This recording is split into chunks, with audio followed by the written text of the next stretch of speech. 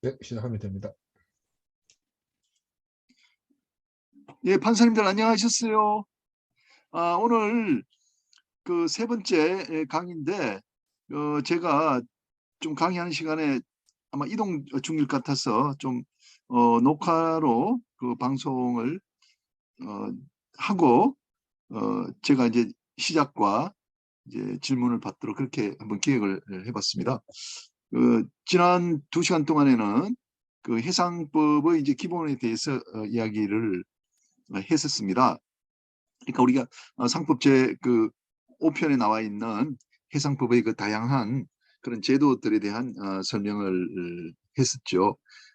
그 해상 기업이라는 것은 이제 선박을 반드시 이용해서 영리 활동을 하는 자라고 정의를 할 수 있고, 그 상법 총칙 상명에 나와 있지 않는 특수한 이제 물적 설비와 인적 설비를 가지고 있는 것이거든요. 그래서 물적 설비로서는 이제 선박이 있고, 인적 설비로서는 이제 선장이 있다, 이렇게 이야기를 했고, 또 그 선박 그 소유자는 대표적인 해상 기업인데, 그 선박 소유자 책임 제한 제도의 이익을 향유할 수 있다라고 또 이야기를 한 바가 있습니다. 그리고 해상법의 그 특징은 다양한 해상기업 주체가 있다는 것이죠. 예를 들면 HMM 그 회사를 이제 상법에서 해상기업의 주체로 이야기하는 것이 아니라, 그 HMM이 가지고 있는 선박의 성질에 따라서 그 해상기업 주체가 달라지는 거죠. 그러니까 HMM이 자기가 빌려온 배, 선체 용선을 한 배 또는 정기 용선 한 배를 이용해서 운송 계약을 체결하고 있다. 그러면은 이제 우리가 해상 기업의 주체로서 선박 소유자, 그다음에 선체 용선자, 정기 용선자, 이렇게 이제 이야기를 한다는 거죠. 그래서 선박의 용선에 대한 공부도 우리가 이제 같이 했고요. 그리고 이제 가장 이제 핵심적인 운송 계약에 대한 이야기도 했습니다. 운송 계약은 이제 개품 운송 계약과 이제 항해 용선 계약 두 가지가 있고, 운송인의 의무로서는 운송물에 관한 주의 의무 상법 제795조와 더불어 그 운송인이 운송을 이제 안전하게 행할 수 있는 준비를 미리 해야 될 의무를 우리는 가망능력 주의 의무라고 이야기를 했습니다. 그래서 그 두 의무에 위반하게 되면은 운송인은 이제 손해배상 책임을 화주에 대해서 이제 부담하게 된다고 이야기를 해드렸습니다. 자, 그다음 운송인이 누리는 여러 가지 또 혜택들이 있다고 말씀드렸죠. 포장당 책임 제한 또는 항해 과실 면책, 이제 이런 것들이 있고요. 또 상법의 이념 중에 상거래를 원활하게 하는 것이 하나이지 않습니까? 근데 그 해상편에서는 상거래를 원활하게 하는 그 제도로서는 이제 선화증권이 있습니다. 보통거래 약관을 이용해서 운송계약을 순식간에 처리할 수 있다는 거죠. 그래서 그 선화증권은 이제 굉장히 유용하게 사용이 되는데, 선화증권은 이제 물권적 효력과 이제 채권적 효력을 갖는다라고 이야기를 했습니다. 동산의 물권 변동, 그러니까 운송 중인 화물은 동산이지 않습니까? 동산의 물권 변동이 일어나기 위해서는 이제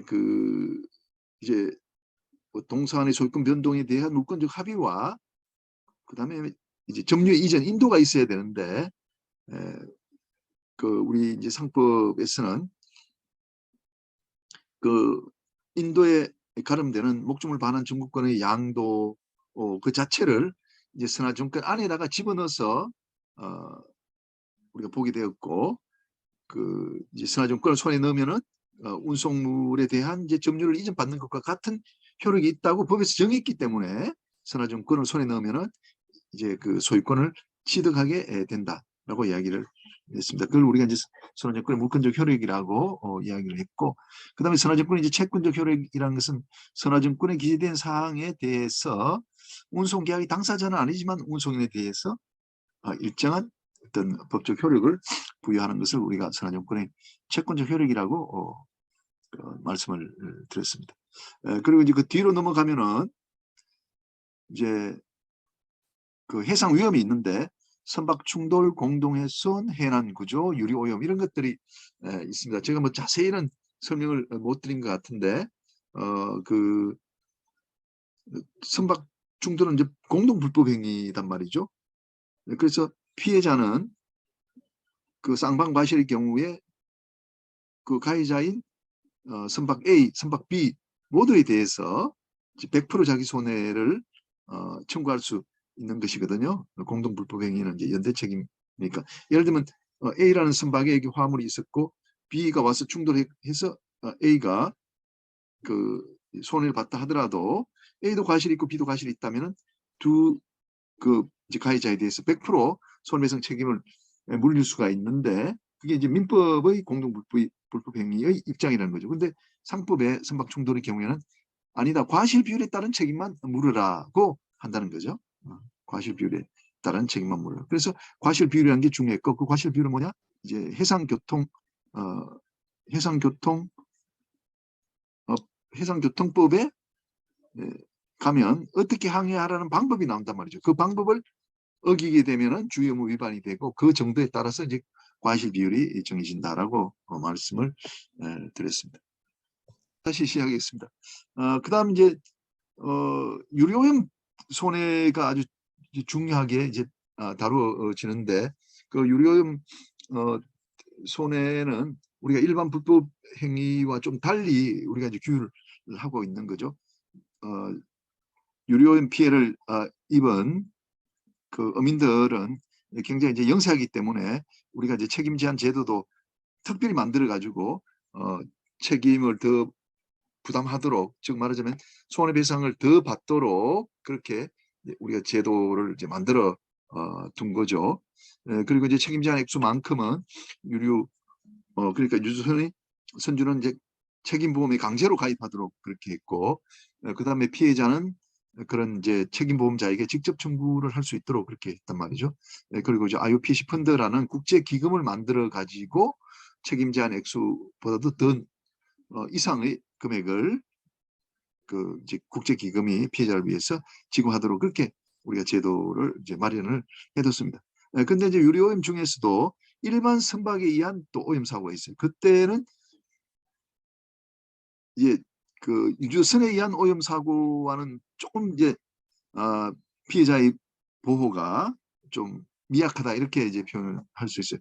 특별한 책임 제한 제도를 갖고 있지 않고 일반 그 선박의 책임 제한 제도를 이제 활용을 하기 때문에 이제 그런 것이고, 그다음에 IOPC 펀드라는 그런 국제 기금도 가지고 있지 않습니다. 그 점에서 차이가 나죠.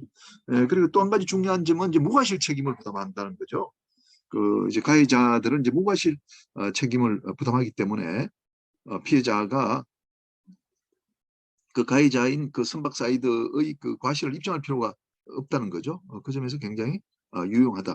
그 과거에 2007년에 허베이 스플릿 오염 사고 발생했을 때 바로 그 다음 날 허베이 측에서 우리가 그 모든 책임을 부담하겠다라고 이야기를 했었거든요. 그것이 바로 그 책임 제도가 이제 무과실 책임으로 되어 있기 때문에 그런 조치를 취한 것이다라고 볼 수 있는 것이죠. 그다음에 이제 난파물 제거와 같은 경우도 이제 그 선박이 운항하는 중에 항구에 많이 가라앉기도 해요. 그러면 이제 가라앉아 있는 그 선박은 항에 이제 지장을 주기 때문에 이제 그걸 건져야 된단 말입니다. 이제 건지는 비용이 발생하게 되는데 그 건지는 비용을 지급하지 않고 사라지는 선주들이 많이 있어요. 그래서 그걸 위해서 이제 일본과 대만 같은 국가들은 입항하는 선박에 대해서 이런 난파물 제거 비용을 담보하는 이제 그 보험에 들도록 하고 있는 거죠. 국제 조약이 만들어져 가지고 배타적 경제 수역에 발생한 그런 난파물에 대해서도 그 연안국이 그 난파물의 소유자에게 이제 제거할 명령을 내릴 수 있도록 그런 제도를 우리가 또 가지고 있습니다. 그리고 이제 해난 구조는 이제 임의 구조가 있고 이제 계약 구조가 있습니다. 임의 구조는 이제 의무 없이 그 이제 구조를 해주는 경우거든요. 우리 법에 이제 사무관리에 해당하지 않습니까? 그럼에도 불구하고 상법에서는 그 비용 청구권뿐만 아니라 보수 청구권도 인정해 준다. 그 점이 이제 민법과 이제 다른 점이다. 이렇게 말할 수가 있겠습니다. 그다음에 이제 공동해소원이라는 것은 이제 얼마 전에 발생한 그 우리가 21년 3월입니까? 3월 말경에 수혜조원에서 발생한 에버기번과 같은 경우가 대표적인 공동해소원의 예라고 이제 볼 수가 있습니다. 뭐 제가 지난번에 사진도 보여드렸습니다만은 그 배가 너무 뭐라 그럴까 운하의 벽 쪽에 이게 들어가 버려 가지고 그 배를 끄집어내야 되겠단 말이죠. 그래서 그걸 끄집어내는데 한 일주일쯤 걸렸어요. 그러면 구조자가 구조 비용을 이제 선박 소유자에게 청구하게 될 겁니다. 그러면 선박 소유자는 이런 이제 구조 행위로 인해서 나의 선박만 살아난 것이 아니라 구조된 것이 아니라 화물도 구조된 것이다라고 이제 주장을 하면서 화주도 가액만큼의 책임을 부담해야 된다라고 주장을 하게 된 거죠. 그걸 우리가 이제 공동해소원이라고 부르고 그 청구 방법을 공동해선 비용 청구권이라고 이제 부른다는 겁니다. 자, 이 정도로 이야기를 한 것 같아요. 그래서 오늘은 해상법과 관련된 단행법, 그러니까 해운과 관련된 선박과 관련된 단행법을 같이 공부하는 시간을 갖도록 하겠습니다. 자, 화면 공유를 하겠습니다.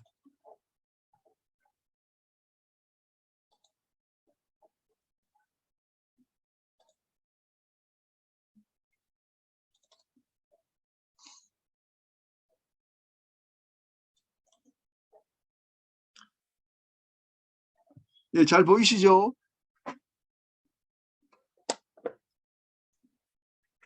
나승호 저기 잘 보이죠? 네, 보입니다, 교수님.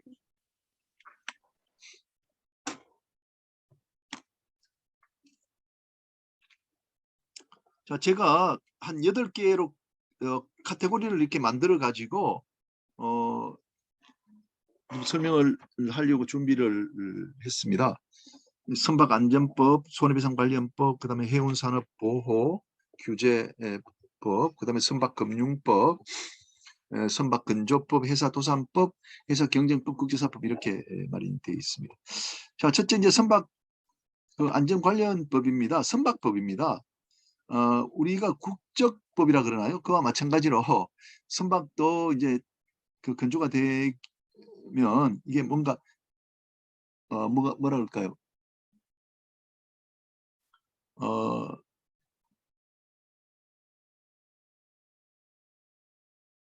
그 소속이 있어야 되겠죠. 소속이. 그래서 선박의 소속을 갖는 절차를 갖게 되는데 선박법에서는 이제 한국에 등록된 즉 한국 국적 선박이 되려면 어떤 절차를 거쳐야 된다.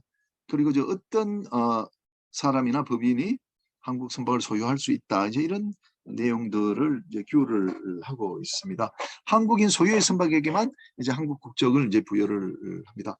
예를 들어서 일본 사람이 이제 한국에 어떤 항구에다 등록을 한다. 그러면서 이걸 한국배로 해달라고 해주지를 않죠. 그 다음에 이제 등록한 다음에 또 다시 이제 등기하도록 우리는 이제 이원 제도가 돼 있어요. 그 자동차나 항공 같은 경우는 등록하면 소유권도 거기 딸려서 오지 않습니까? 근데 우리는 등기 제도와 등록 제도가 이제 이분화되어 있어요. 이 선박의 경우에는. 그다음에 이제 한국 국적을 갖는 그 선박의 이제 특권은 뭐냐면 항구에 자유로이 기항할 수 있다는 거죠. 그걸 우리가 이제 기항이라고 불렀던 거 아닙니까? 그래서 이제 외국 선박은 이제 방금 말씀드린 이제 개항, 즉 무역항에만 개항이 허용되는데 한국 선박은 어디든 이제 개항이 가능하다는 거. 여기 오른쪽 보이는 사진은 이제 선박 그 국적 정서입니다. 근데 이제 등기가 가능한 선박은 이제 20톤 이하거든요. 그러니까 20톤 이하의 선박의 경우에는 등기와 등록이 이제 선박법에서 같이 다루어진다 이렇게 보시면 될 것 같습니다. 자, 그다음 이제 선박안전법이 있는데 그 선박안전법은 이제 선박이 안전하게 그 항해할 수 있도록 그 마련된 제도를 말합니다. 이 국제 조약에서 이제 솔라스라는 이제 조약이 있고 이 솔라스는 이제 선박 안전에 대한 국제적인 조약인데 이것을 이제 우리 법으로 가져오려면은 또 국내법이 있어야 되는데 그 법이 바로 이제 선박안전법이 됩니다. 선박에 대한 검사 제도를 또 마련해야 되고요. 또 정부 검사를 이제 선급협회에 위임해 가지고 선급협회가 검사를 하도록 하는 방법도 있습니다. 근데 내양선의 경우에는 이제 콤사라고 교통안전공단에서 이걸 처리를 하는 거죠.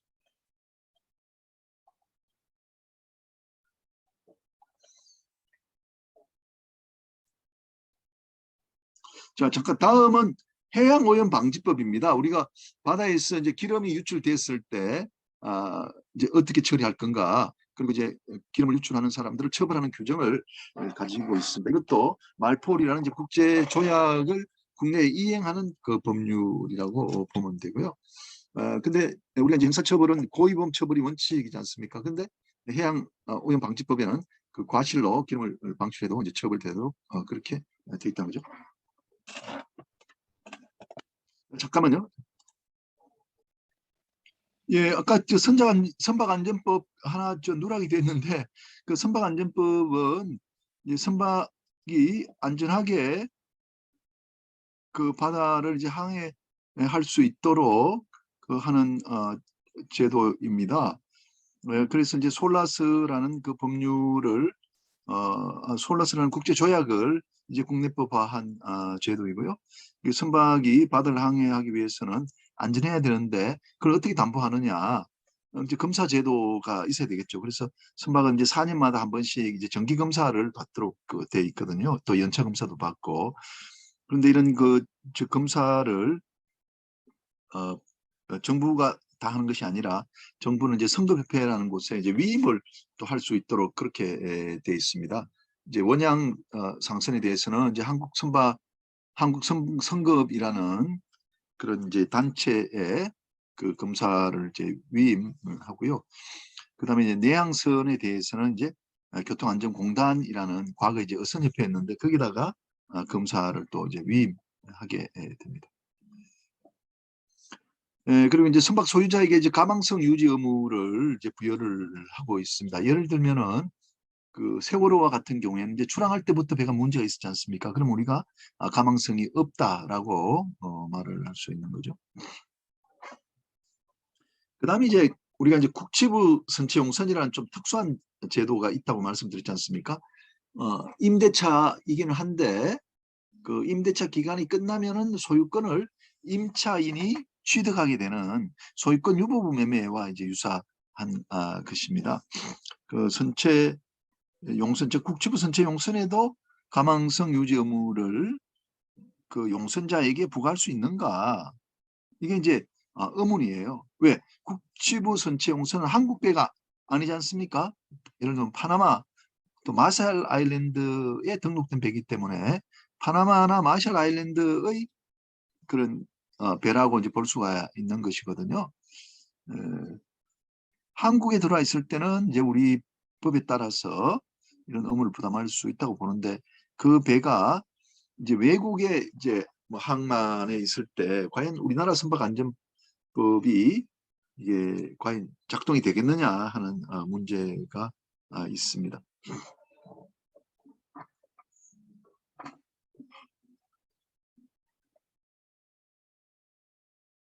이것이 이제 문제가 됐던 것은 그 스텔라 데이지라고 그 이제 그 남대서양에서 이제 배가 이제 침몰을 하게 되었단 말이죠. 그런데 우리가 형사처벌을 받았는데 이 배가 이제 마샬 아일랜드 배면서 사실상 선박 소유자는 이제 한국 그 회사였거든요. 그런데 싱가포르 떠나면서 이제 가망 능력 주의 의무에 문제가 있었다라고 해서 이제 그런 신고 의무를 다하지 않았다. 따라서 형사처벌한다 이렇게 해서 형사처벌이 대상이 되었거든요. 그러면 이제 제가 생각할 때는 야, 우리 법이 이 배 자체가 이제 국적이 외국 국적으로 되어 있는데 그런 의무 규정이 그 선체 용선자에게 과연 부과될 수 있는가, 그게 좀 의문이 생겼습니다. 한번 보시죠. 자, 그다음에 이제 국제해상충돌 예방규칙이라는 콜렉이라는 국제조약이 또 있는데요. 그 법을 이행하는 그 내용들이 이 선박안전법의 충돌 규정에 들어가 있습니다. 그다음에 뭐 난파물 제거 조약의 이제 국내 이행 법률로서 또 선박안전법이 이제 기능을 하게 되는 거죠. 해양오염 방지법 말씀드렸고요. 그다음에 선원법. 이제 선원법은 한마디로 그 근로기준법의 특별법적인 성격을 갖는다라고 이야기를 하면 되겠습니다. 그래서 우선은 이제 그 사용자인 선박 소유자와 이제 피용자인 선원들 사이에 그런 이제 노동법적인 내용을 또 갖고 있기도 하고요. 또 그 재해보상 규정이 특별히 마련되어 있다는 점이 이제 특징이라고 이제 할 수가 있습니다. 선원은 이제 바다에 이제 근무하기 때문에 보호가 돼야 된다라는 생각을 우리가 이제 하게 되고, 선원을 보호하기 위한 여러 제도들이 이제 마련이 되어 있습니다. 재해보상금 같은 경우에도 이제 근로기준법에 따르면은 직무상의 그런 사망이 아닌 경우에는 유족 보상이 나가지 않는데, 선박의 경우에는 그 이제 승선하고 있기만 하면은 이제 문제가 생겼다, 사망했다면은 재보상금을 받을 수 있도록 그렇게 했죠. 자, 그다음에 선박의 안전을 위해서 선원에게 더 강한 의무를 부과를 하고 있어요. 그럼 선장은 재선 의무가 있다. 반드시 배에 타고 있어야 된다. 그리고 선장은 직항 항해를 똑바로 해야 된다. 뭐 다른 데 들리지 말고, 그런 의무가 있고, 그다음 위험할 때는 선장이 직접 조종하도록 하는 또 의무도 부과가 되어 있죠. 그다음에 이제 선원을 보호하는 이제 각종 제도들이 있는데, 아까 말씀드린 대로 승선 중이기만 하면 유족 보상을 받아야 되는데, 자, 그런데 이러한 선원을 보호하는 이제 각종 제도를 이행하기 위해서는 선박 소유자는 책임보험에 강제로 가입을 해야 되도록 그렇게 되어 있죠.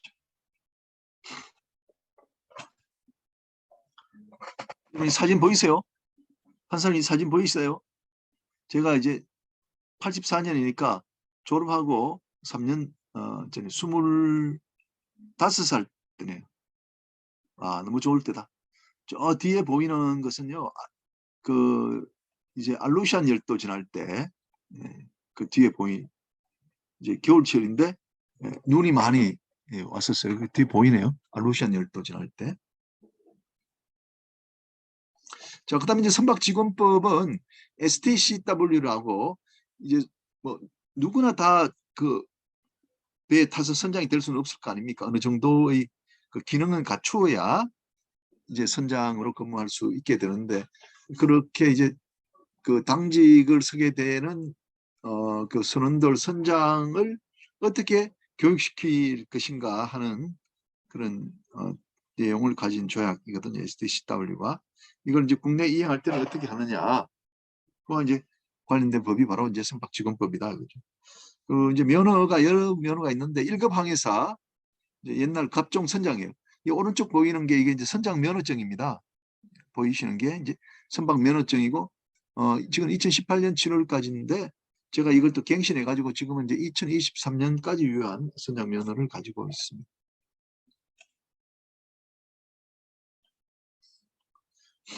자, 그다음에 이제 해양사고의 조사 및 심판에 관한 법률이 있습니다. 우리 해양사고가 발생하면은 사고의 원인을 이제 판단하고 징계를 우리가 가해야 되거든요.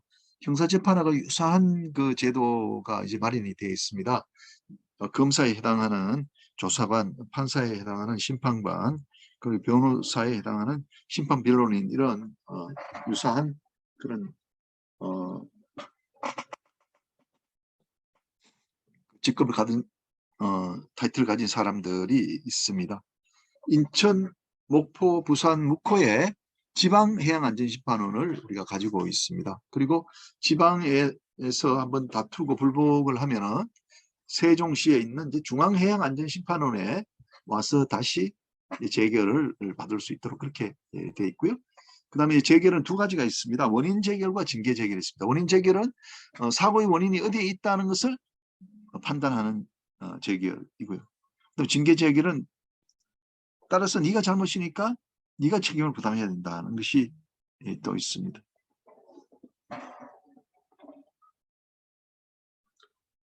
그러니까 징계 재결에는 이제 업무 정지가 이제 가장 대표적인 것이죠.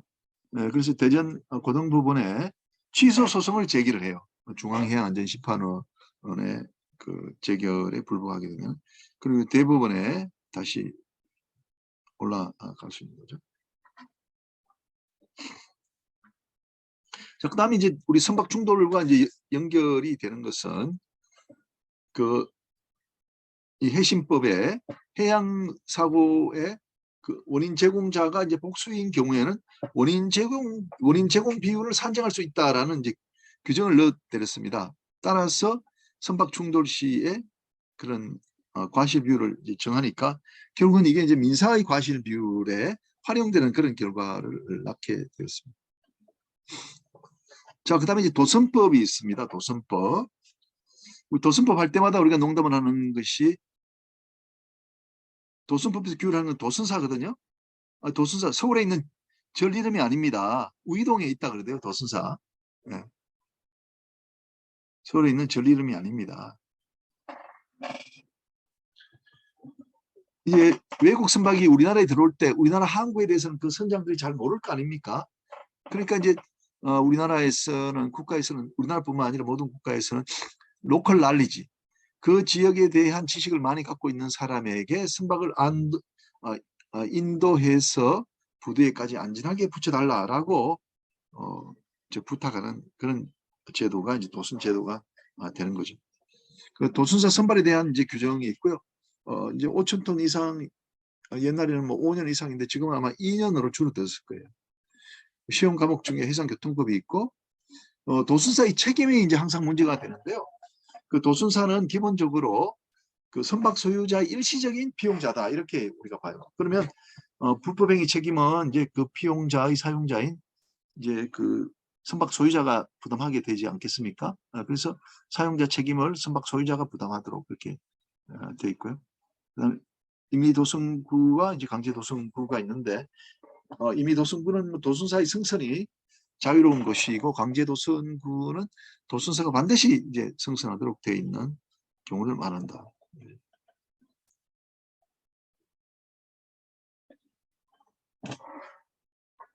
자, 그다음에 선박 입출항법이라는 게 또 있어요. 옛날에 이제 개항질서법이 있는데 개항에서만 적용되는 법이에요. 개항이라는 것은 외국의 선박의 입출항이 허용된 항구지 않습니까?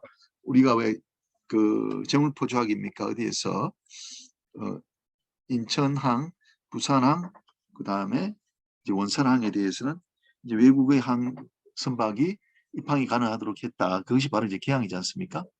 그런데 이제 그 개항질서법, 즉 선박 입출항법에 가면은 그 이제 항해를 어떻게 하라는 항해 방법이 이제 규정화되어 있습니다. 그래서 개항질서법은 이제 해상교통법의 일부를 이루는데 해사안전법의 규정보다도 특별법적인 성격을 갖는다.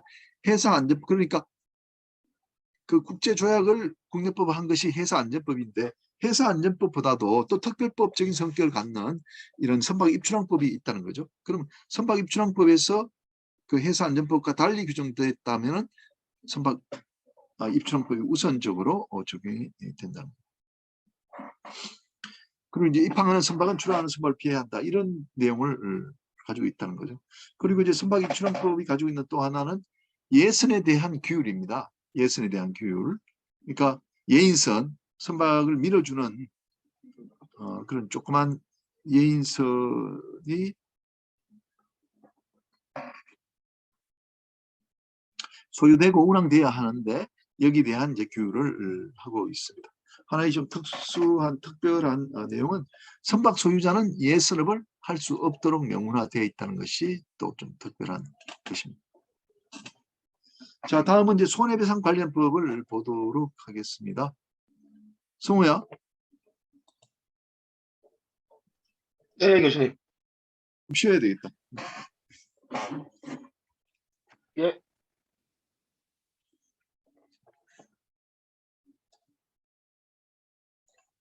자, 그 다음은 이제 손해배상 그 관련 법입니다. 첫 번째 유료염 손해배상 그 보장법이 있습니다.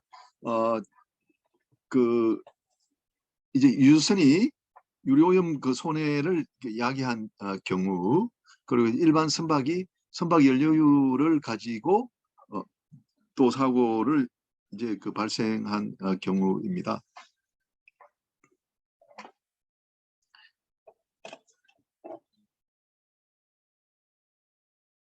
이제 CLC와 이제 IOPC라는 이제 국제 그 조약이 있습니다. 그런데 국제 조약을 이제 국내법으로 이제 만든 것이 이 그 유료오염 손해배상 보장법이다. 이렇게 이제 보시면 될 것 같고요. 유선에 의한 유료오염 그 사고 시 보상 제도를 이제 별도로 마련을 하고 있는데 무과실 책임을 부담을 하고요. 그리고 이제 책임자의 액수를 좀 더 높여서 피해자를 이제 보호하도록 그렇게 했습니다. 그리고 그만큼의 책임보험에 이제 가입하도록 했고요. 그다음에 이제 국제기금이라고 있는데 여기에 대한 이제 청구권을 우리 법에서 인정을 하고 있습니다. 그다음에 이제 일반 그 선박에 의한 오염 사고는 좀 또 다른 체계라고 볼 수가 있고요. 이제 선박 소유자는 이제 무과실 책임을 부담하고 다만 이제 상급상 책임 제한 제도를 이제 이용을 하게 됩니다. 특별한 제도가 없고요. 그리고 책임 제한 액수만큼 그 책임보험 가입이 이제 강제가 되고 있고요. 그리고 이제 국제기금 제도가 이제 없다는 점이 좀 특징이라고 볼 수가 있습니다. 이 유류오염 그 사고와 관련해서는 이제 채널링이라고 등록 선박 소유자에게 책임을 이제 일원화시킨 점이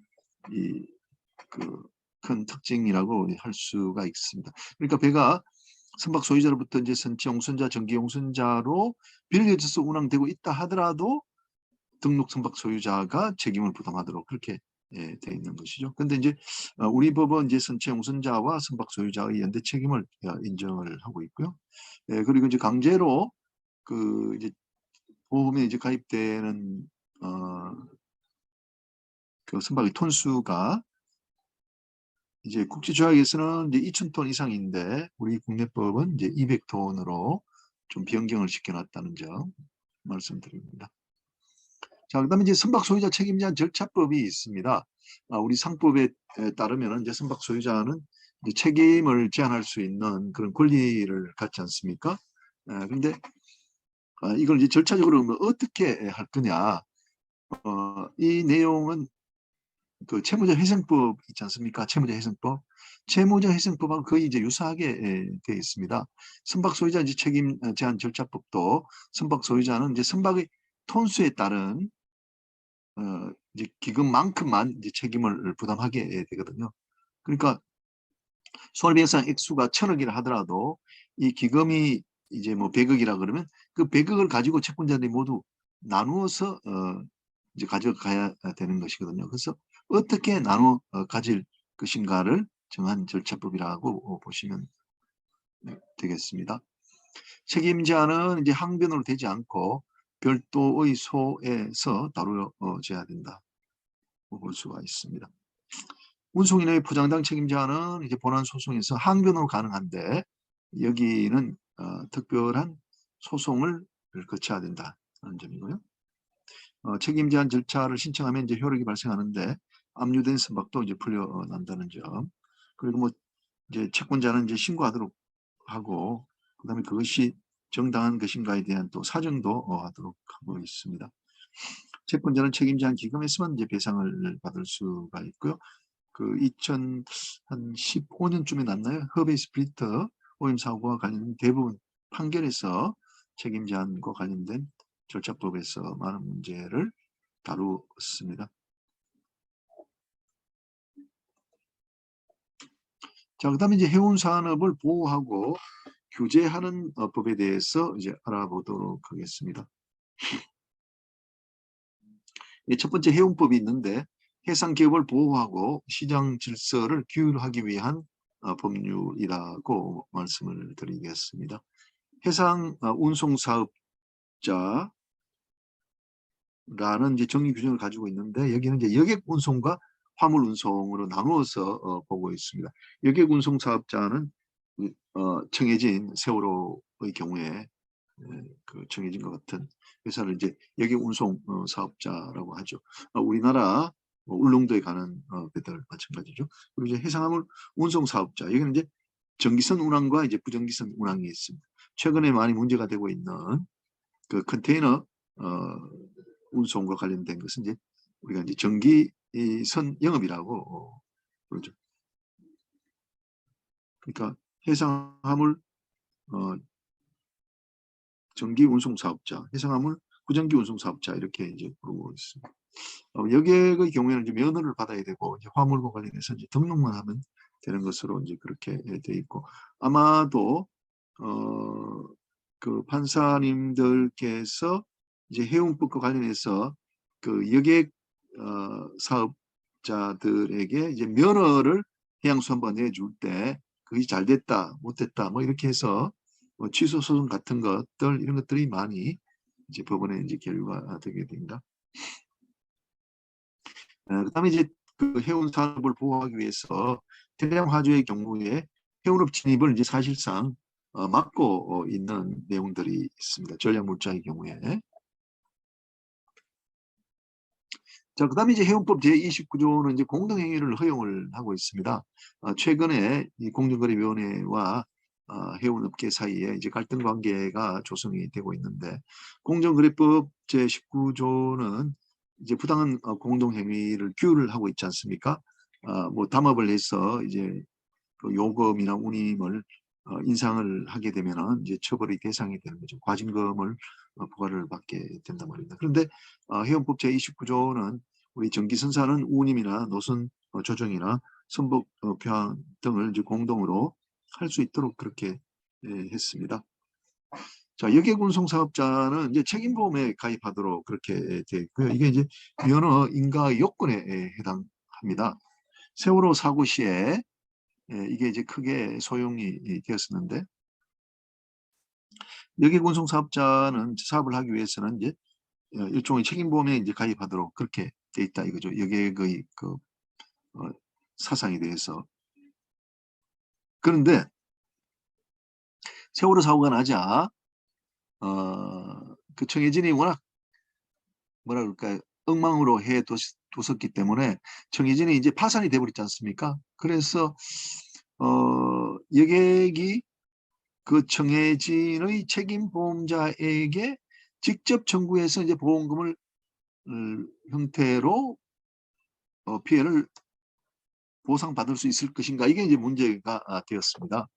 그러니까 청해진하고 해운조합하고 사이에 이런 책임보험이 이제 체결이 돼 있었다는 거죠. 그러면 청해진은 이제 300여 명의 그 인명 사상에 대해서 손해배상을 청해진이 이제 직접 피해자한테 하고 자기가 입은 그 손해를 책임보험자로부터 이제 받아야 되잖아요. 그런데 이제 우리 법은 피해자를 보호하기 위해서 피해자가 이제 직접 청구권을 책임보험자에 대해서 갖도록 그렇게 돼 가지고 있었거든요. 자, 그런데 724조 2항 단서에 가면 항변이 나와 있단 말이죠. 그 이제 여기서는 청해진이 피보험자지 않습니까? 피보험자에 대해서 보험자가 그 주장할 수 있는 그런 항변 이게 가망성이 없었기 때문에 보험자가 면책이 될 수가 있거든요. 그러면 피보험자에 대해서 보험자가 주장할 수 있던 그 항변을 제3자인 이제 피해자에게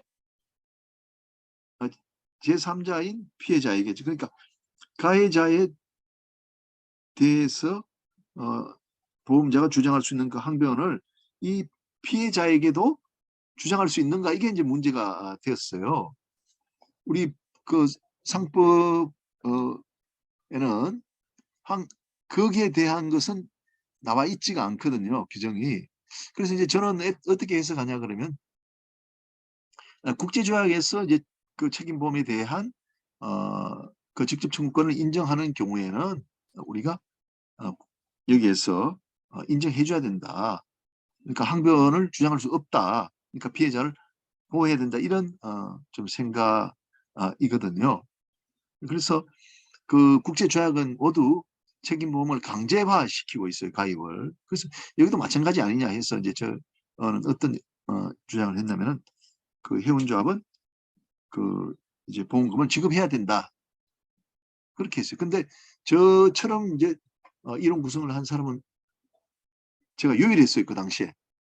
또 보험법 하시는 교수님들은 그 보험자가 더 불리해지면 안 된다라고 해가지고 허용을 안 하는 것이 이제 일반적인 그런 입장이었거든요. 그래서 이때 그 이제 면허인가 요건이기는 하지만 그 여기에 그 운항자가 책임보험에 가입되도록 돼 있었던 것이 크게 그 기여를 했다라고 말씀을 드립니다. 자, 그다음에 이제 항만운송사업법은 항만운송에 종사하는 자들에게 면허를 이제 허용하고 또 뭐 등록을 하도록 하는 그런 이제 법률입니다.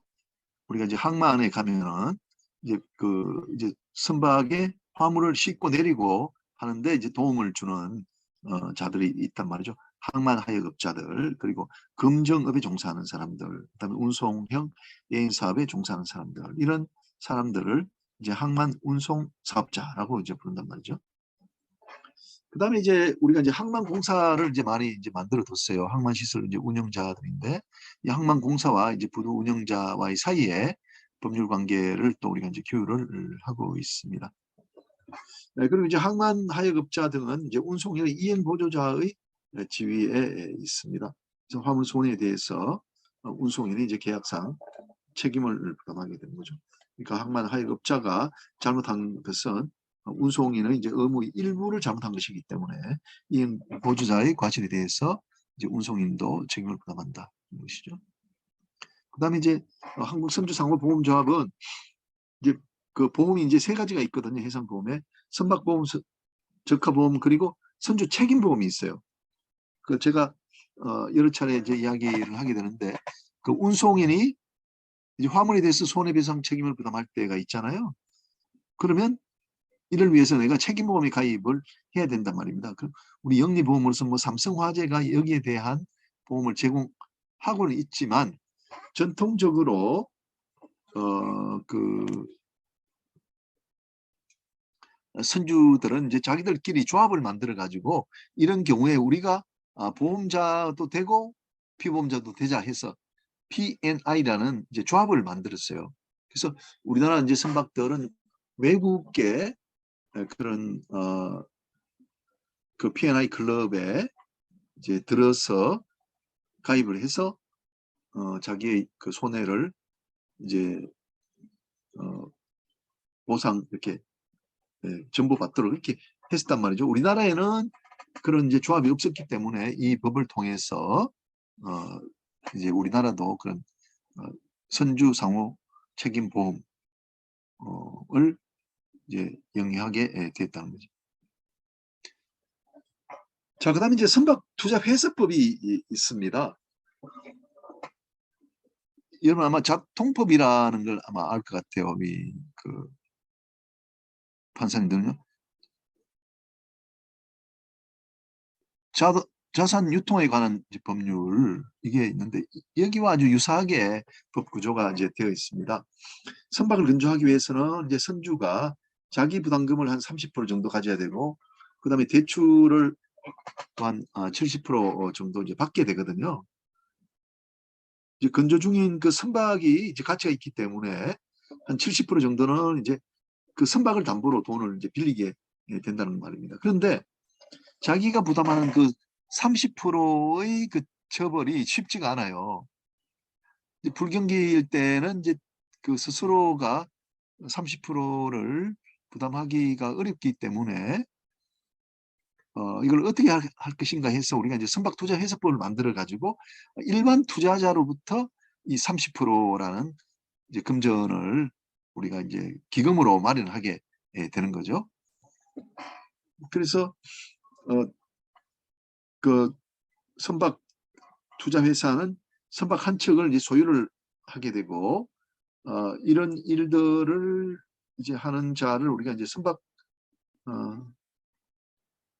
운용회사라고 불러요. 선박 운용회사. 우리나라에 한 5개 정도가 있는데 그 선박 운용회사가 이제 그 이제 선박 기금을 만듭니다 하고 이제 공고하고 공모를 하고 뭐 이런 절차를 다 이제 맡아서 합니다.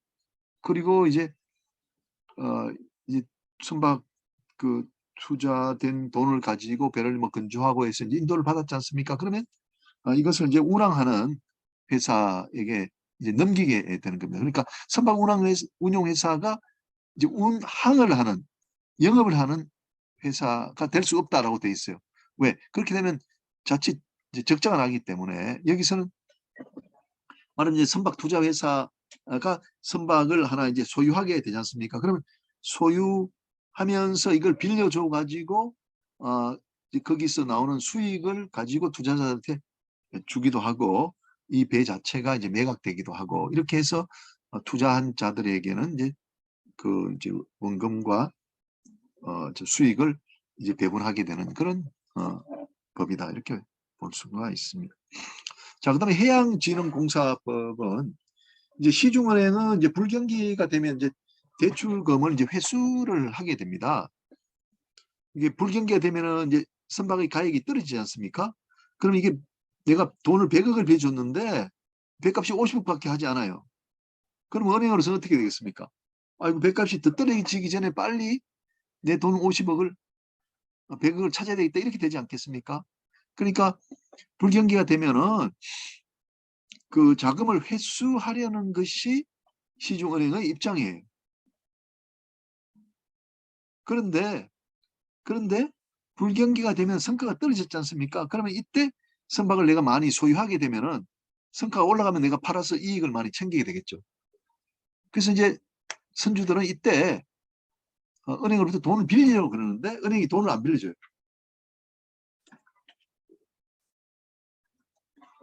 그래서 이런 것들이 이제 우리나라 해운의 그 힘을 이제 약하게 하는 것이다 해서 선박과 관련된 이런 경기의 역행에 또 힘을 이제 발휘할 수 있는, 말하자면 경기 역행적인 기능을 갖는 특수한 은행을 이제 업계가 요구를 했었더랬습니다. 그랬더니 이제 해양진흥공사법을 만들어 가지고 선박금융 이제 전담 기관을 만든 것이죠. 그래서 투자하는 기능 그리고 이제 보증하는 기능을 해양진흥공사가 이제 갖게 됐고 여신하고 수신하는 기능은 이제 없습니다.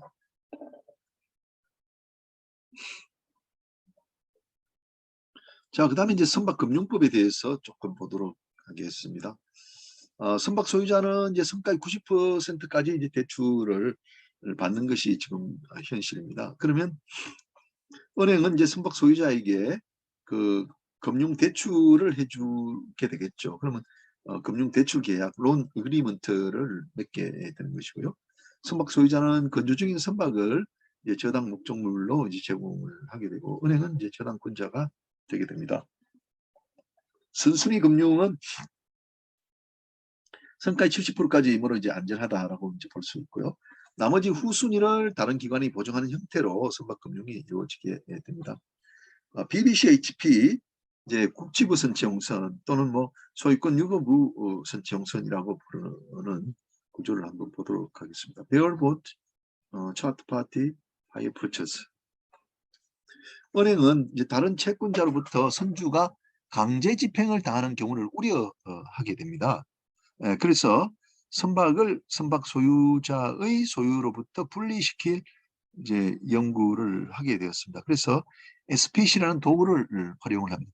지금 뭐 대장동 사건에서도 SPC가 이제 등장하더라고요. 스페셜 퍼포스 컴퍼니. 그래서 형식상 소유자를 이제 SPC로 두게 되는 겁니다. 그러니까 원래는 소유자가 있는데 은행이 이제 뭐라 그럴까 이제 기교를 부려 가지고 그 형식상 소유자를 SPC로 이제 두게 됐단 말이죠. 그러면 SPC를 두게 되면은 실질적인 선박 소유자의 책임에서 이제 벗어나지 않습니까? 예를 들어서 선박을 운항하다가 뭐 A라는 이 운항자가 손해를 야기했다. 그러면 그 원고는 이 A라는 이제 채무자가 소유하고 있는 배에 대해서 가압류를 할 수 있지 않습니까? 그런데 지금은 형식상 소유자가 딴 사람으로 되어 있기 때문에 항상 가압류를 못하게 되는 거죠. 그 점에서 그 은행 입장에서는 자기를 보호하게 된다는 거죠. 그리고 이제 해외에다가 또 SPC를 설치를 해요. 해외 은행으로부터 이제 금융을 할 때, 해외 은행으로부터 금융을 할 때 이제 해외에 이제 이제 뭐라고 해요? 그 대출자를 두게 되면은 유리한 점이 있다는 거죠. 그래서 이제 은행과 SPC 사이에 SPC가 이제 선박 소유자로서 이제 대금을 빌리게 되는 거죠. 그럼 금융대출 계약을 이렇게 체결하고, 그 다음에 이제 SPC가 소유자이기 때문에 이 배를 이제 선체 용선자에게 빌려준다는 거죠. 그래서 선체 용선 계약을 이제 체결하게 되고, 실제 선박 소유자는 이제 선체 용선자로 이 거래에서 나타나게 되는 거죠. 자, 그런데 또 하나의 그 요소는 실제 선박 소유자는 소유권을 언젠가 취득해야 되지 않습니까? 그래서 이제 국지부 선체용선이라는 독특한 이제 구조가 나오는 거죠. 일반 선체용선은 이제 임대차이기 때문에 그 배를 이제 사용하고 다시 돌려주는 계약이단 말이죠. 그런데 여기서는 돌려주지 않고 한 15년, 20년 그런 용선 기간이 끝나면 소유권을 용선자가 갖게 되는 겁니다. 그렇게 처음부터 이 용선료라는 것은 성가의 할부금으로 처리가 되는 거죠. 그러니까 할부금을 다 합치면은 그 선박의 가액이 된다는 거죠. 그러니까 은행에게 빚을 다 갚는다 이런 거. 그래서 이제 그 시간이 지나면 지날수록 소유권에 대한 기대권을 이제 그 용선자가 갖게 되는 겁니다. 그러다 보니까 우리나라에서는 이 단행법에서 특히 뭐 도선법, 선박안전법 등에서 이제 BBCHP는 선박 소유자로 취급이 됩니다. 그다음에 해외 SPC를 하는 이유는 전통적인 이유는 이제 선언비라든지 행정규제 완화 등을 이유로 이제 하게 되는데, 이제 금융 선의 입장에서는 저당권의 실행이 쉽다. 저당권이 이제 쉽게 이제 행사가 된다는 것도 큰 장점이 되겠죠. 그리고 이제 선박을 등기하거나 등록하는 것도 우리나라보다도 아주 간편하다는 것이고요. 그다음에 이제 선박 우선 특권이 이제 허용이 됩니다. 우리나라는 금융채권자가 선박 우선 특권을 갖지 못하거든요. 근데 이제 파나마나 마셜 아일랜드 같은 경우에는 선박 우선 특권이 한 중간 정도의 그 순위를 갖는데 이 그 금융채권자에게 인정이 됩니다. 그러니까 훨씬 이제 유리하게 되겠죠. 자기를 보호하기 위해서요. 그다음에 이제 국제사법에서는 이제 선적국법이 이제 중국법으로 된다는 거 뭐 참고로 하시기 바랍니다. 자, 그다음에 이제 BBC HP의 법적 성질이 뭐라는 것이 상당히 많이 이제 다투지게 됩니다. 한마디로 이야기하면은 제가 내린 결론입니다. 법 영역마다 다른 해석을 하고 있다. 틀렸다가 아니라 다르다. 이렇게 말씀을 드리고 싶습니다. 그 해상법상 그 BBC HP는 이제 선박 임대차의 성격을 갖고 우리 상법 그 해상표현에서도 임대차 규정을 준용한다라는 이제 명문의 규정을 갖고 있습니다. 그래서 틀림없는 선박 임대차라는 거죠. 근데 이제 회사 도산법에서는 이 그 BBC HP 그 국적 취득부 선체 용선을 이제 금융 리스로 봅니다. 금융 리스는 이제 그 실질적으로 소유권은 이제 리스 이용자가 갖는다고 이제 보는 것이거든요. 형식상 그 소유권이 그 리스업자에게 있다라고 이제 보는 거 아닙니까? 그래서 채무자 해생 절차에서도 금융 리스 소유권은 이제 리스 이용자에게 있다고 이제 보는 겁니다. 그러면 그 왜 이렇게 하느냐? 도산법이라는 것은 이제 채무자를 회생하도록 하는 것이 아닙니까? 그러면 금융 리스인데 이게 이제 결과적으로 채무자가 소유권을 이제 취득하는 것이고 이미 그 물건값을 상당히 납부했기 때문에 이걸 리스 이용자의 소유로 보면은 채무자 회생에 훨씬 유리하게 되는 거죠. 그 회생 기간 중에 그 리스 이용자 즉 채무자가 그 동산을 가지고 그 영리 활동을 계속 할 수 있기 때문입니다. 그래서 이제 결론적으로 회사도산법에서는 그 이제 리스 이용자가 이제 소유자가 되기 때문에 리스업자는 결국은 회생 담보권을 가지는 걸로 그 담보가 붙어 있는 걸로 저당권 붙어 있는 걸로 이런 구성이 이제 되게 되는 거죠.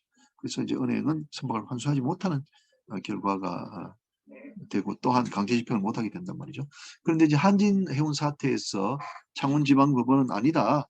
이건 이제 미이행 상무계약이다 해서 이제 금융하시는 분들 손을 들어주는 결과가 된 거죠. 자, 근데 이제 선박금융법에서는 이걸 어떻게 보느냐? 이건 미이행 상무계약이다. 그 미이행 상무계약은 결국은 선체용선 계약을 전제로 하는 것이거든요. 그래서 소유자는 결국은 누가 되느냐?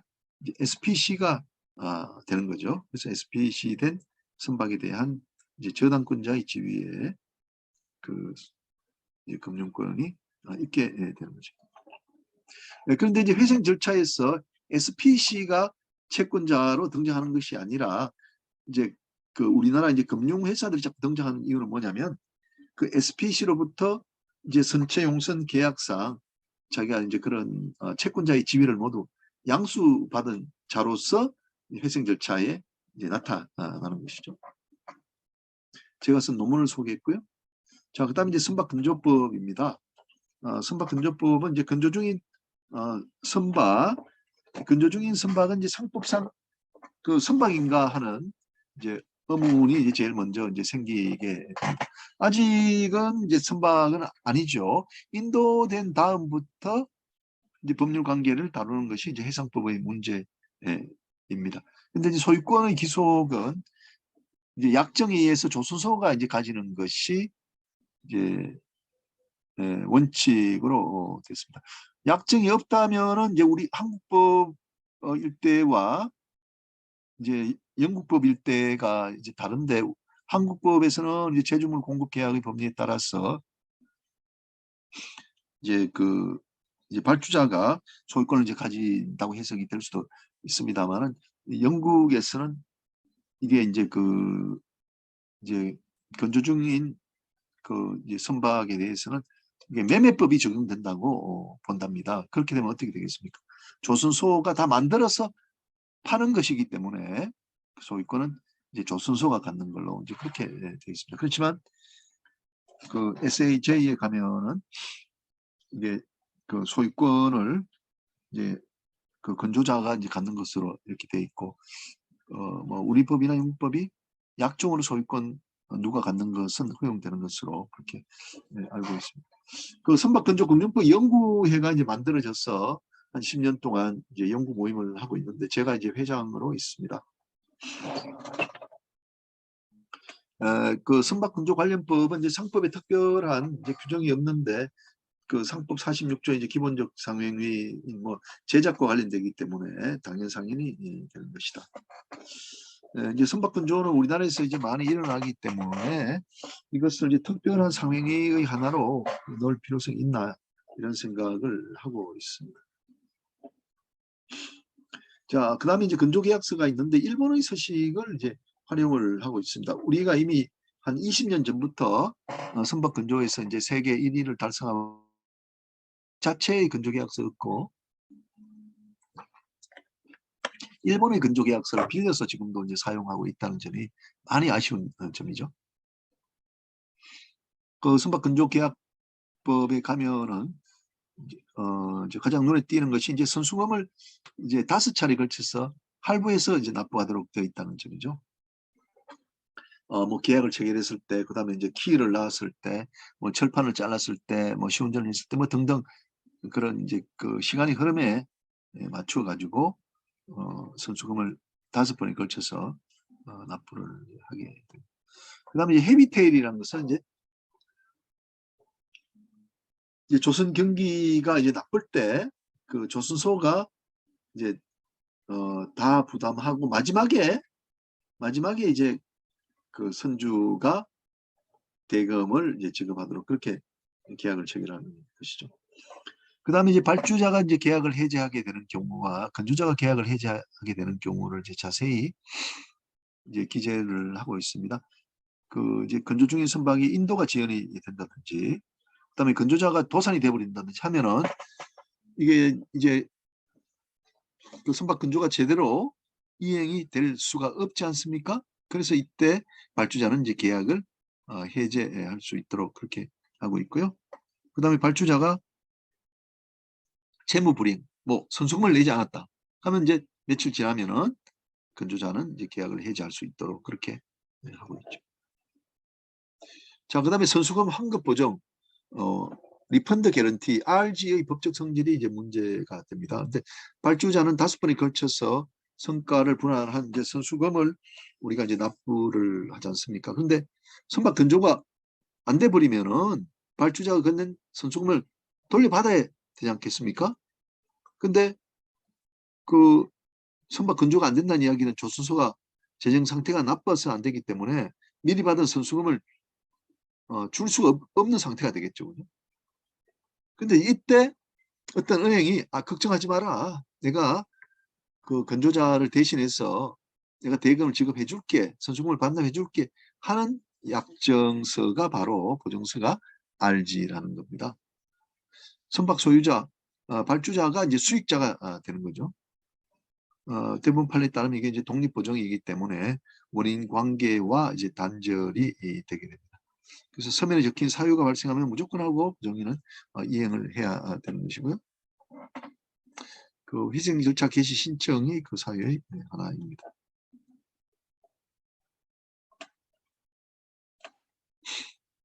자, 그다음에 선박 건조와 관련된 보험은 어떤 게 있느냐? 그 선박 건조 중에 이제 화재 사고가 발생하거나 운전 중에 이제 충돌 사고가 발생하면은 조선소는 이제 손해를 보게 되지 않습니까? 그때 이제 자기 손해를 전부 받기 위해 가지고 이제 보험에 이제 가입을 하게 되는데 이게 이제 표준 서식은 우리가 이제 선박보험이 있거든요. 그러니까 선박보험 ITC 허리라는 선박보험을 그대로 이제 차용한 형태라고 이제 보시면 됩니다. 피보험자는 이제 소유권을 가지는 조선소가 되고요. 보험료는 이제 발주자인 선박 소유자가 납부하는 경우도 있습니다. 그리고 이제 선박보험 약관을 빌려와서 사용하고 있다는 점. 그리고 이제 건조 중인 선박이 멸실된 그 이제 경우가 이제 아주 대표적인 그 보험금을 지급할 사유가 되는 거죠. 그리고 또 선주 책임 보험, 저 P&I 아까 그 보험에서 약관을 빌려와 가지고 그 건조 중인 선박의 소유자로서 또 이제 대외적인 책임을 부담하는 경우도 이 보험에서 처리가 됩니다.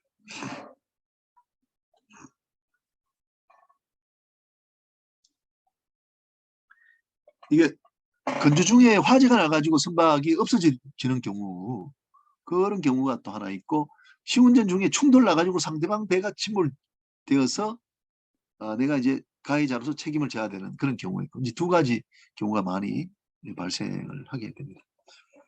네, 그다음에 이제 그 보험업법상에 이게 규제가 있더라고요.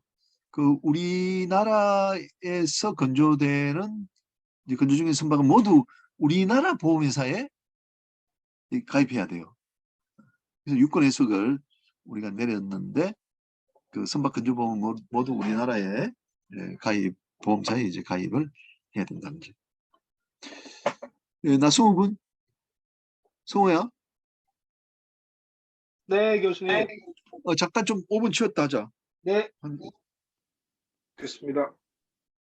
예, 이제 회사 도산법입니다. 그 2007년, 8년도에 해운 경기가 아주 급락하면서 해운 회사가 한 10개 이상 그 이제 회생 절차에 들어간 적이 있습니다. 그래서 우리가 해운 하시는 분들, 특히 이제 해상법 하시던 이제 교수나 또 해상 변호사들이 이제 도산법에도 이제 관심을 이제 갖게 됐습니다. 도산법의 목적은 기업을 도산에서 이제 구해주려는 돼 있는 거죠. 그래서 상법의 이념과 이제 유사하게 됩니다. 그래서 그 이제 상법 교수들이 이제 도산법을 같이 강의하는 경우가 상당히 많습니다. 그리고 채무자의 재산을 이제 공평하게 또 나눠주려는 그런 목적이 또 도산법에 있기도 합니다. 그래서 이제 한진 해운이 그 운항하던 그런 전기선의 이제 모양입니다. 자, 세 가지 이제 클레임이 있습니다. 오른쪽은 제가 한진해운 그 이제 사태를 이제 홍콩로 저널 이거 SSCI 저널인데 여기다가 이제 그 논문을 이제 발표한 내용입니다. 한진해운의 회생 절차에서 이제 법적 쟁점 해가지고요. 회생 채권, 회생 담보권, 공익 채권 이렇게 세 가지로 나누어지게 되더라고요.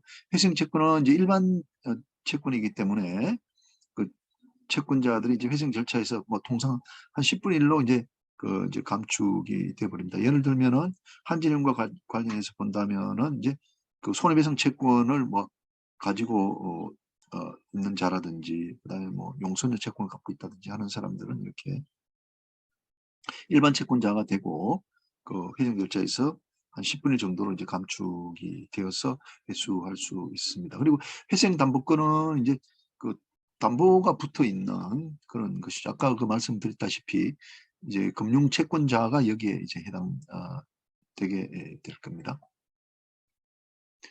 그다음에 이제 공익 채권은 이제 마치 회생 절차에 들어가지 않은 것 같은 이제 취급을 받게 되는 채권입니다. 그래서 이제 강제 집행 그러니까 어떤 선박에 대한 그러니까 채무자의 재산에 대해서도 이제 강제 집행이 이제 가능하도록 그렇게 되어 있습니다. 그다음에 이제 해양 특유의 사례를 이제 보면은 이 BBC HP 선박을 이제 어떻게 처리할 건가 이게 이제 문제가 된단 말이죠. 그래서 아까도 말씀드렸다시피 이제 한진해운 사태에서는 이제 창원지방법원에서 이를 미이행 상무계약으로 이제 판단을 했는데 회생 법원이었다면 어떻게 됐을까? 이것은 좀 다른 것이다라고 볼 수가 있어요. 이제 한진해운 그 사태 때 이제 싱가포르 법원이나 그 이제 미국의 법원은 전기용 선된 배라고 하더라도 한진해운이 운항하고 있었다면은 마치 한진해운의 이제 재산으로 봐서 그 이제 회수가 불가능하고 또 저 압류가 불가능하게 그렇게 했었거든요. 그래서 조금은 회생법원에서 이제 판단을 하게 되면은 BBC HP 선박도 채무자의 소유인 것으로 즉 말하자면 이제 금융 리스로 볼 가능성이 많다라고 이제 저는 생각하고 있습니다. 근데 이제 상사 채권은 회생 절차 신청 전 20일 전에 했던 것도 이제 그 공익 그 이제 채권으로 이제 인정이 됩니다. 말하자면 이제 회생 절차를 이제 오늘 이제 신청했으면 한 열흘 전에 했던 것도 이제 비록 그 상사 채권이 하더라도 이건 이제 공익 채권으로 보는 것이거든요. 근데 이제 해운에는 그 상사 채권 말고도 서비스와 관련된 채권들이 많이 있다 이거죠. 도선이라든지 예선과 같은 경우. 그럴 경우에 어떻게 할 것이냐. 이것도 마찬가지로 공익 채권으로 해서 채권자를 보호할 필요가 있다라고 이제 좀 보는 것이죠. 자, 그다음에 이제 회사 경쟁법입니다. 아마 마지막 내용인데요. 그 경쟁법에서 규율하는 사항은 이제 부당한 공동행위, 이제 기업 결합, 그리고 시장 지배자적 지위, 그리고 불공정 이제 거래 행위가 있습니다.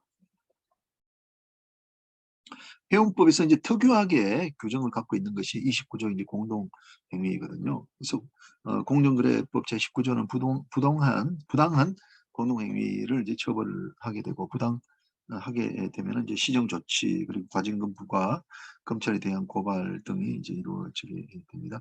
해운법은 이제 운임에 대한 이제 공동행위를 허용하고 있는데 그 이제 규정을 자세히 보면은 이미 이제 1963년부터 우리가 해운법에서는 이런 이제 경쟁법적인 규율을 하고 있었습니다. 우리 경쟁법, 즉 공정거래법은 제가 알기로는 1980년부터 시작된 걸로 알고 있거든요. 근데 해운이라는 것은 이미 역사가 오래되기 때문에 1963년부터 운송인은 그 화주에 대해서 차별 대우를 하지 마라 라고 돼 있어요. 말하자면 이제 그 불공정 거래 행위 하지 말라는 이야기지 않습니까? 그래서 그 다음에 이제 1978년에 해운법 제29조에 이제 공동행위가 말하자면 운임에 대한 공동행위가 들어갔거든요. 그것은 이제 동맹이라는 제도가 이제 오랫동안 있어 왔고 그것이 이제 라이너 컨퍼런스라는 국제 조약으로 이제 그 만들어졌었어요. 1974년. 그래서 우리가 비준을 하면서 이제 국내법에 이제 그 공동행위에 대한 규정을 뒀다는 거죠.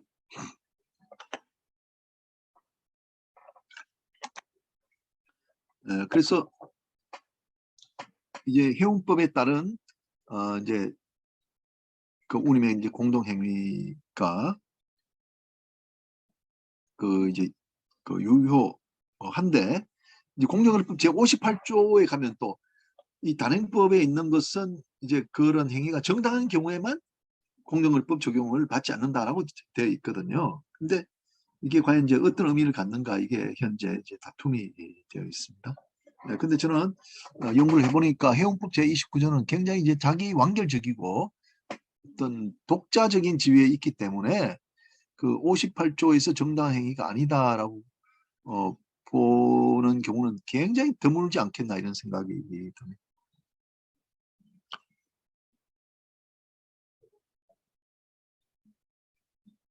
이거 말고 이제 그 규정이 없는 경우에는 이제 기업 결합이라든지 시장 지배자적 지위라든지 불공정 거래, 기업 결합 시장 지배자적 지위는 이제 공정거래법 적용을 받아야 되고요. 불공정 거래 행위에 대해서는 우리 해운법에서 좀 특별한 규정을 두고 있는 것이 있습니다.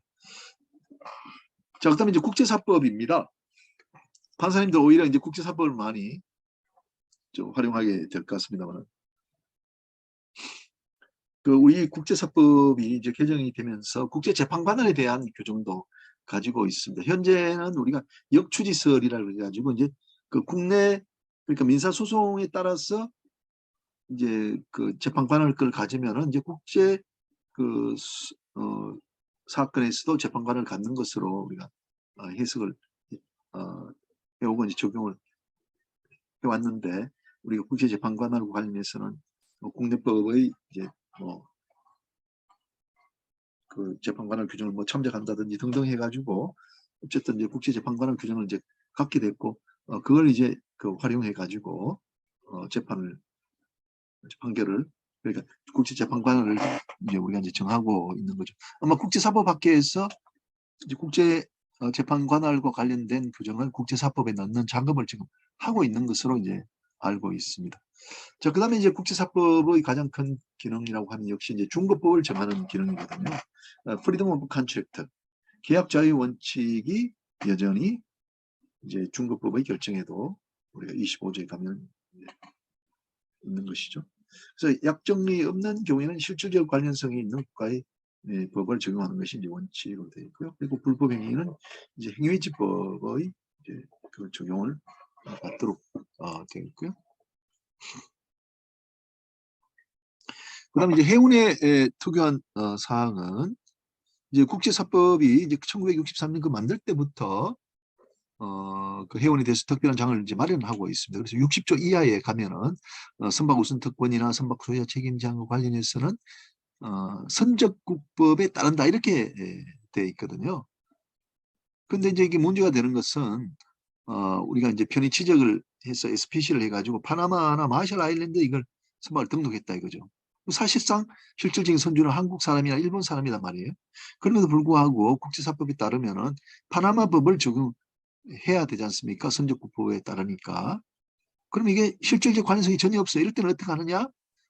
우리 대법원이 이제 모든 요소가 이제 그 선적국과 관련 없고 어떤 특정한 국가와 이제 관련이 있다. 그러니까 실질적 관련성이 있는 경우에는 그런 이제 관련 국가의 법이 적용된다 해서 우리가 이제 선언과 관련해서 한국법이 이제 중국법으로, 그러니까 선적국법이 적용되지 않고 한국법이 중국법으로 결정된 이제 판례가 있습니다. 자,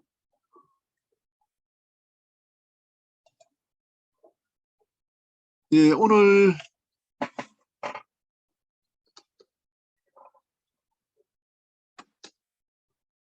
예, 판사님 오늘 강의는 이걸로 이제 그 마치도록 하겠습니다. 제 3강은 그 단행법, 우리 뭐 해운이나 이제 해상 사건과 관련된 단행법을 이제 판사님들한테 이제 소개를 시켜드렸습니다. 그래서 제 4강은 이제 조금 재밌게 제가 이제 또 어촌 출신이고 또 그 상선 선장 출신이기 때문에 제가 이제 체험했던 그런 이제 바다 관련 이야기를 좀 재밌게 할까 합니다.